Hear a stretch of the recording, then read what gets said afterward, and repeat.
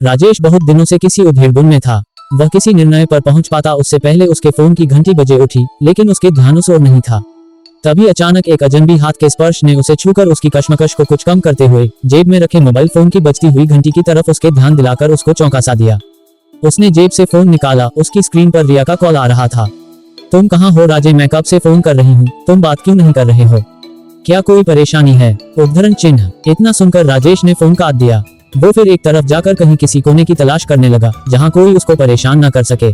उसको मेट्रो के gate number 4 पर स्वयं को महफूज पाया। कुछ देर उदास बैठा रहा।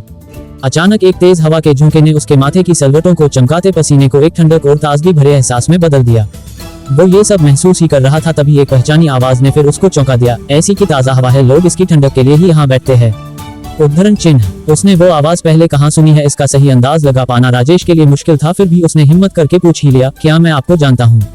उस अजनबी ने अपना परिचय कुछ दिलचस्प अंदाज से देते हुए कहा, जी बिल्कुल, अभी थोड़ी देर पहले आप किसी बेख्याली में गुम थे और आपका फोन तेजी से रिंग कर रहा था। तब मैंने ही आपको बताया था उस फोन के लिए।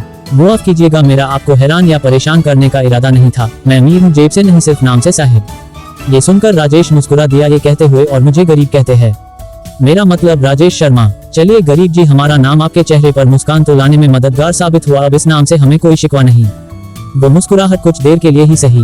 दोनों एक दूसरे के बारे में बात करते हैं। राजेश अपने बारे में बताता है, वो एक सेल्स एग्जीक्यूटिव है जो एक इंश्योरेंस कंपनी में काम करता है और अक्सर यहीं से होकर गुजरता है। आज किसी ने उसके पर्स पर हाथ साफ कर दिया। आज सुबह से ही उसकी ऐसी तैसी हुई पड़ी है। ऑफिस में सीनियर से झड़प हो गई, क्लाइंट ने बुलाकर डील कैंसिल कर दी और इस चक्कर में उसकी गर्लफ्रेंड जो कि थिएटर में फिल्म देखने के लिए उसके इंतजार कर रही थी, उसके फोन बार बार आ रहे थे। फिल्म की टिकट, कागज, पैसे सब पर्स में था। अब उसके पास घर जाने का भी किराया नहीं था। अमीर राजेश की सारी बात बड़े गौर और दिलचस्पी के साथ सुन रहा था। वो समझा गया उसे एक दोस्त की मदद की दरकार है। उसने अपने सभी जेब टटोल लिए, लेकिन कुल मिलाकर 250 से ज्यादा रुपए वो नहीं जुटा सका। राजेश अमीर के बारे में जान गया था कि अमीर उसकी मदद करना चाहता है, लेकिन उसने मना कर दिया।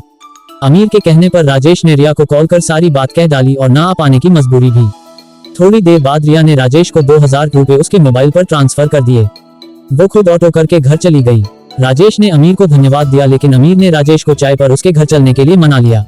अमीर एक पेंटर था, उसके हाथ पेंट ब्रश पकड़ते ही खुद ब खुद हाथ में आ जाते थे। उसके घर पहुंचकर ही राजेश को उसकी कला को परखने का मौका मिला। दोनों में चाय पर खूब बातें हुई।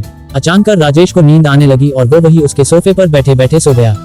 जब राजेश की आंख खुली तो उसने खुद को अमीर के बेड पर अचेत और बिना कपड़ों के निर्वस्त्र पाया।